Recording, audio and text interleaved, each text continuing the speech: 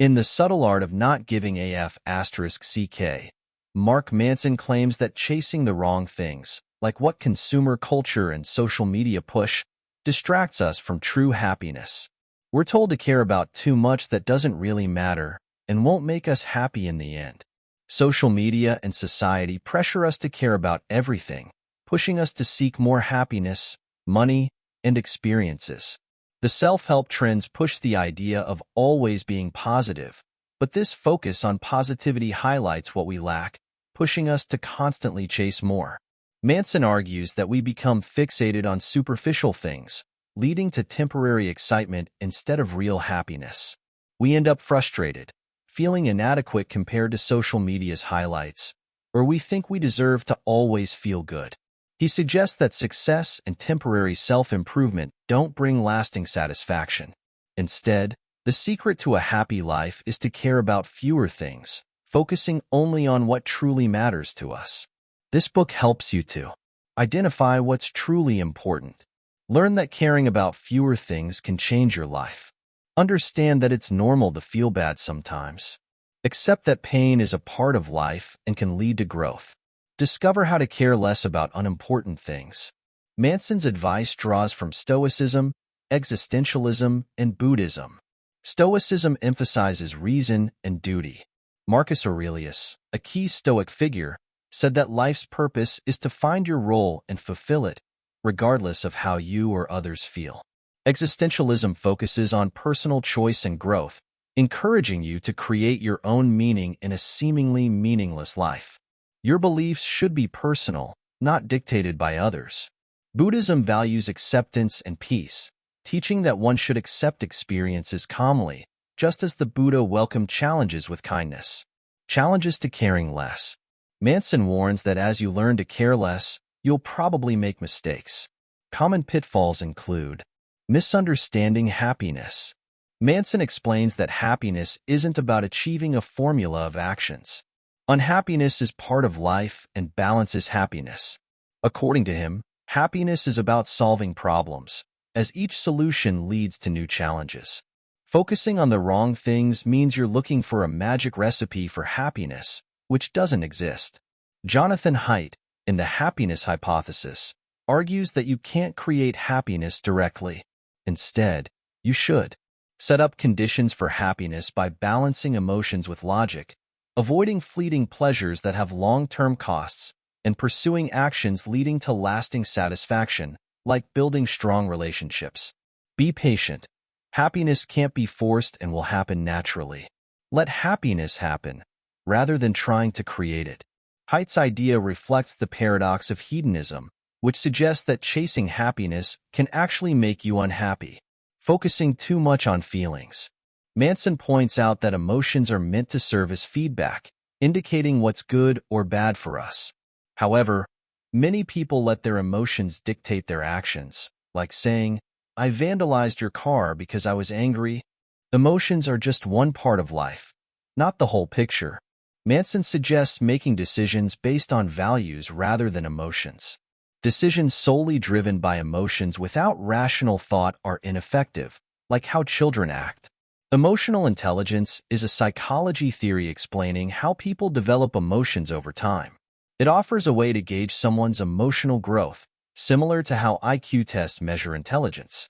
The emotional intelligence model focuses on 4 aspects: recognizing emotions in yourself and others, using emotions to help think clearly. Manson talks about using emotions as feedback, understanding your emotions and those of others, managing emotions to achieve goals. Manson emphasizes controlling your emotions instead of letting them control you. This is why he cautions against always chasing pleasure or just trying to feel good. The emotional intelligence model can guide you in applying Manson's advice. Thinking everyone is special. Manson claims that the self-esteem movement of the 1960s and 1970s led many to struggle with life because they focused on feeling good about themselves instead of trying, failing, and learning. This created people unable to handle challenges. He believes that you're not special. Your experiences and issues are common. Thinking you're special makes you feel entitled to a problem-free life, hindering the adoption of constructive values. You're not special, and that's a good thing. In Lori Gottlieb's memoir, Maybe You Should Talk to Someone, she discusses how moving past difficulties requires accepting that your problems aren't unique.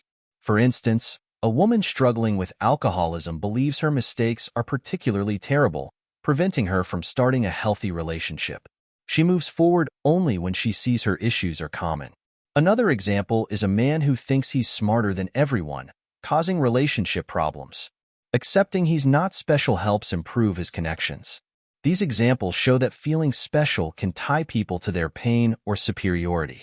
Only when they accept they aren't exceptional can they progress in life. Avoiding pain. Manson's view of happiness involves facing challenges. He asks, what struggles are you willing to face to achieve what you want? These answers shape your life. Pain teaches us what to focus on and what to change. Trying to live without problems or pain means missing out on important lessons. Instead of seeking a painless life, choose meaningful struggles. Mike Tyson's daily routine. Choosing to struggle once isn't enough. You must continually recommit to it to thrive. Mike Tyson, one of boxing's greatest, achieved success through hard work and daily struggles. His routine included waking up at 5 a.m., running 3 miles, breakfast, 10 rounds of sparring, lunch, more sparring, 2,000 squats, 2,500 sit-ups, 500 elbow dips, 500 push-ups, 500 shoulder shrugs, dinner, exercise bike, bed at 10 p.m. Most wouldn't endure this strenuous routine even once, but Tyson did it daily, which made him a champion. Adopting harmful values. Manson explains that the media often promotes harmful values, overshadowing positive ones and causing dissatisfaction. These harmful values include pleasure, important but not enough for happiness. Prioritizing it can lead to issues like addiction or obesity and hinders relationships. Material success. Basing self-esteem on possessions or money leads to less satisfaction once basic needs are met. It causes shallowness when prioritized over deeper values. Always being right. We're often wrong. Needing to be right stops learning from mistakes. Constant positivity. Useful sometimes, but denying reality and repressing negative emotions is unhealthy. Choose values focused on yourself, not others, since you can't control what others think or do. Choosing what matters. To avoid chasing shallow things and living by harmful values, Manson recommends adopting 5 positive values. 1. Take responsibility for everything in your life. It's not about fault, but about choosing how to respond. 2. Admit you might be wrong. Being open to doubt helps you grow and learn. 3. Embrace failure as a learning opportunity. Success often requires multiple failures first. 4. Practice rejection. Stand for something by accepting some things and rejecting others. Say and hear no in relationships. 5. Reflect on mortality to keep values in perspective. Accepting life's finiteness helps focus on what truly matters. By living through meaningful values, you'll naturally find pleasure, success, and happiness. Chapter 1. Striving won't make you happy.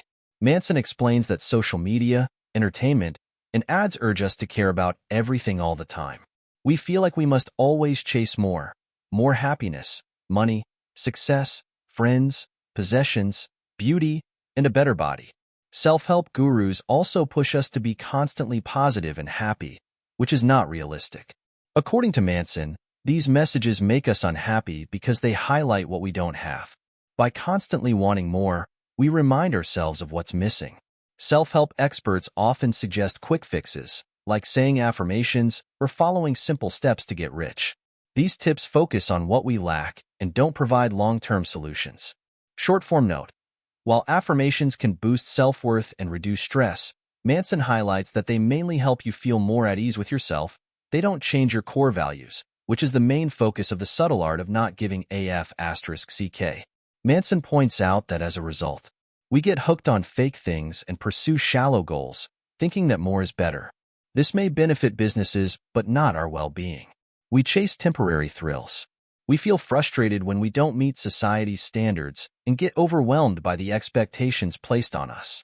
We feel entitled to always feeling good and avoid facing pain, failure, and tough challenges. The philosophical origins of the subtle art.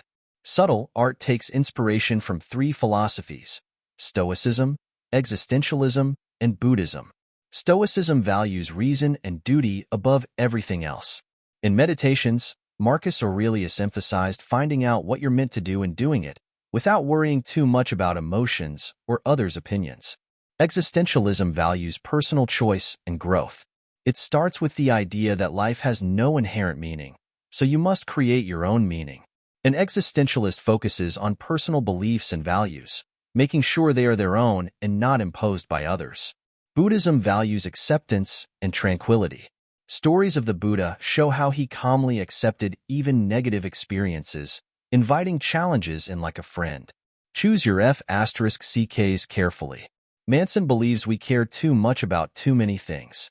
We should focus on healthy values and use them to decide what truly matters, ignoring the rest.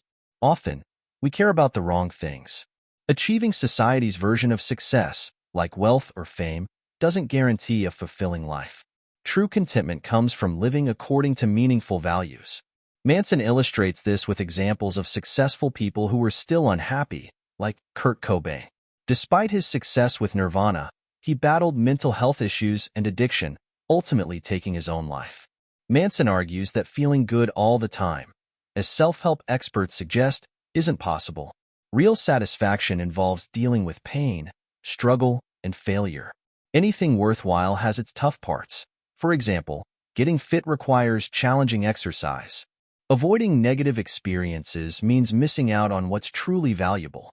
Thus, the key to a happy, meaningful life is to care about fewer things and focus on what truly matters to you. Manson's advice aligns with the 80-20 rule, Pareto principle, where 80% of results come from 20% of what you do. The goal is to identify the 20% of thoughts, actions, or values that lead to 80% of life's outcomes and concentrate on those. In Factfulness, Hans Rosling mentions that the 80-20 rule applies to various fields, from causes of death to budget items, with 20% causing 80% of results. A scientific study even suggests the 80-20 rule may stem from the natural law of entropy.